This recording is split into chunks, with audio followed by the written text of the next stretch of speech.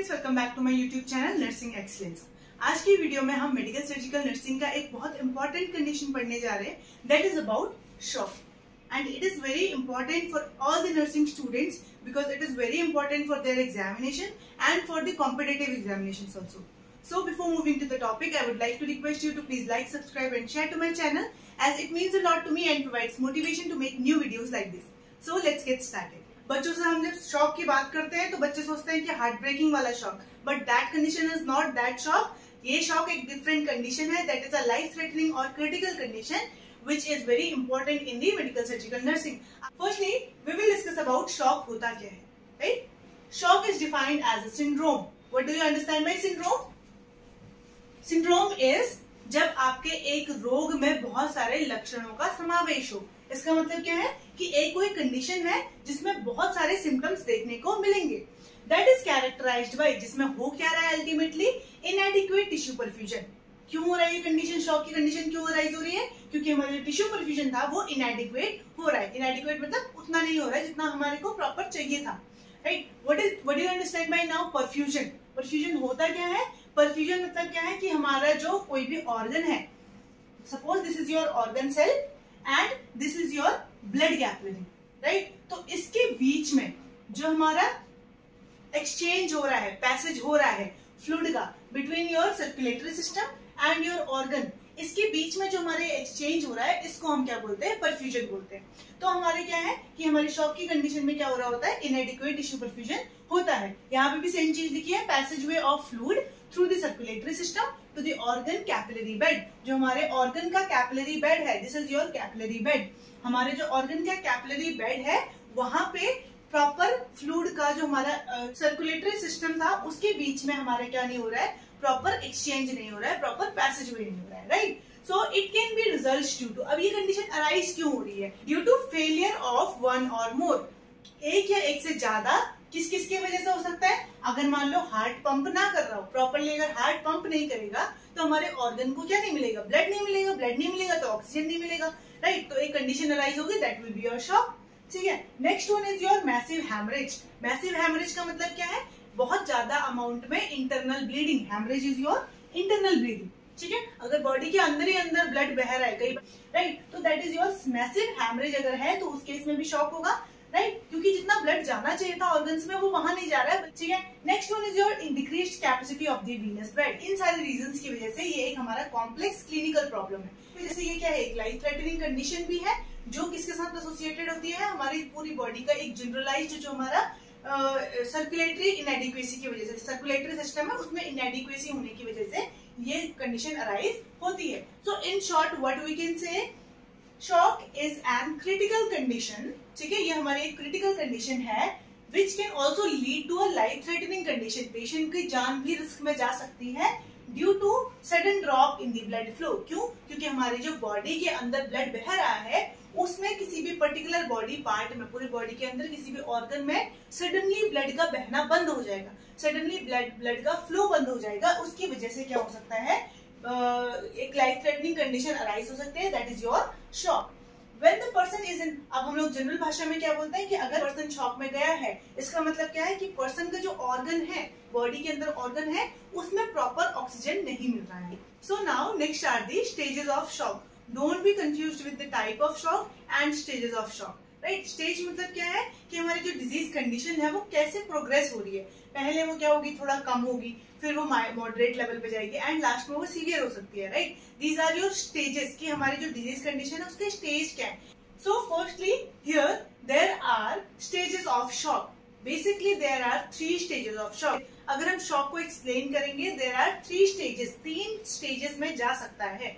First one is your compensatory और non progressive stage. जैसे कि नाम से पता चल रहा है, दैट इज कॉम्पनसेटरी। कॉम्पनसेटरी मतलब हम उसको कॉम्पनसेट कर सकते हैं, हम लोग उसको सही कर सकते हैं, ट्रीटेबल है। And that is non progressive, ऐसा नहीं है कि बहुत ज्यादा उसमें कोई डैमेज कॉज होगा। नेक्स्ट वन इज डीकम्पनसेटेड, जिसमें हम लोग कंपनसेट नहीं कर सकते हैं and that will be your progressive stage, मतलब वो क्या होगा, उसमें massive destruction will be there. And the last one is irreversible, मतलब क्या है कि अगर एक बार ये कंडीशन आ गई तो उसको हम दोबारा से नॉर्मल नहीं कर पाएंगे, right. So first one is your compensatory और non progressive stage. First one, इसमें क्या होता है, जो पेशेंट का बीपी होगा वो एक नॉर्मल लिमिट के अंदर रहेगा, ठीक है, बीपी में कोई चेंजेस नहीं आ रहे। नेक्स्ट वन इज क्या हो रहा है, यहाँ पे वैसोकॉन्स्ट्रिक्शन विल बी देयर, मतलब क्या है, वेसल्स क्या होंगी, कॉन्स्ट्रिक्ट होंगी। अगर हमारा वैसोकॉन्स्ट्रिक्शन हो रहा है, वेसल्स कम हो रही है, तो हमारा ब्लड का अमाउंट कम जा रहा है, तो उसको कंपनसेट करने के लिए क्या करेगा, हार्ट अपनी हार्ट रेट बढ़ा देगा, ज्यादा और ज्यादा पंप करेगा, है ना। तो इसकी वजह से क्या होगा, increased heart rate will be there and increased contractility of the heart. Heart की कॉन्ट्रैक्टिलिटी मतलब कॉन्ट्रैक्शंस ज्यादा होंगे, तो उसकी वजह से हार्ट रेट भी इंक्रीज होगा। अकर्स टू मेंटेन, ये सब होता है क्यों, ताकि हम हमारा जो हार्ट एक नॉर्मल एडिक्वेट कार्डियक आउटपुट को मेंटेन कर सके, right. Cardiac output is heart pump होता है, एक पंपिंग के दौरान हमारा कितना ब्लड उससे निकल रहा है, that is your cardiac output, ठीक है।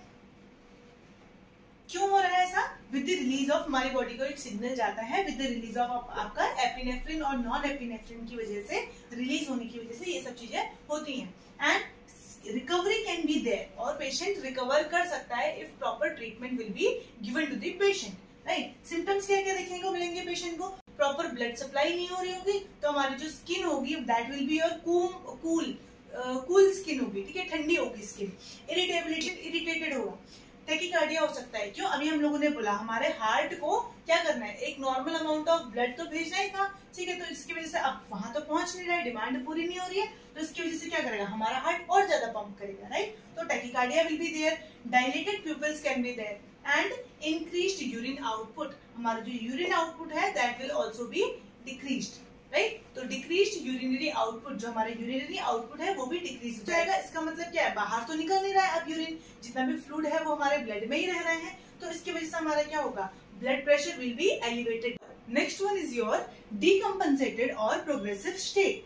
अब क्या है, अगर हमारे जो कंपनसेटरी स्टेट पे प्रॉपर ट्रीटमेंट ना मिले, समय से अगर प्रॉपर ट्रीटमेंट ना मिले, so this condition will lead to your decompensated और प्रोग्रेसिव स्टेट। यहाँ पे क्या था, एपिनेफ्रिन और नॉन एपिनेफ्रिन के होने की वजह से वैसोकॉन्स्ट्रिक्शन होगा, वैसोकॉन्स्ट्रिक्शन होगा तो बीपी रेज होगा, तो इसकी वजह से हमारा जो बीपी है एक नॉर्मल रेंज के अंदर आ जा रहा था, ठीक है। लेकिन यहाँ पे क्या होगा कि जो हमारा वो मैकेनिज्म है वो भी हमारे ब्लड प्रेशर को रेगुलेट नहीं कर पा रहा है and are not able to compensate, और उसको कंपनसेट करने के लिए एबल नहीं है, and BP falls below the normal rate, और बीपी कंटिन्यूसली क्या होगा, ड्रॉप होता जाएगा, ठीक है। दैट अफेक्ट्स द फंक्शनिंग, क्योंकि बीपी डाउन होगा, बीपी लो हो रहा है, इसका मतलब क्या है कि हमारा जो ब्लड प्रेशर है वो कम हो रहा है, यानी अमाउंट ऑफ ब्लड कम हो रहा है, तो जिसकी वजह से हमारी सारी की सारी ब्लड ऑर्गन्स के पास क्या नहीं पहुंच रहा है, ब्लड नहीं पहुंच रहा है, which will affect all the functioning of organs.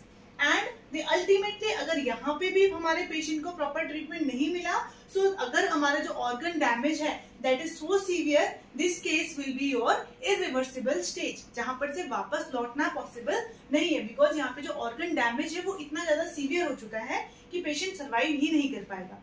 The patient does not respond to the treatment, कितना भी ट्रीटमेंट दे दो पेशेंट उसके लिए रिस्पॉन्ड नहीं कर पाएगा एंड विल नॉट सर्वाइव, और सर्वाइव भी नहीं कर पाएगा। Even after the treatment BP will be low and cardiac and renal failure will be there, हमारे कितना भी ट्रीटमेंट देने के बाद भी बीपी क्या हो रहा है, कंटिन्यूसली ड्रॉप हो रहा है, लो हो रहा है, एंड हमारा cardiac and renal function will be altered and their failure will be occur. So this is all about the shock and the stages of shock, right. अगर ये आपको वीडियो पसंद आया सो प्लीज सब्सक्राइब करना ना भूलें and comment section में जरूर बताएं कि आपको ये वीडियो कैसा लगा, और अगर कोई सजेशंस है एंड आप कोई नई कंडीशन डिस्कस करना चाहते हैं वो भी आप कमेंट सेक्शन में जरूर डालें। Thank you so much for watching.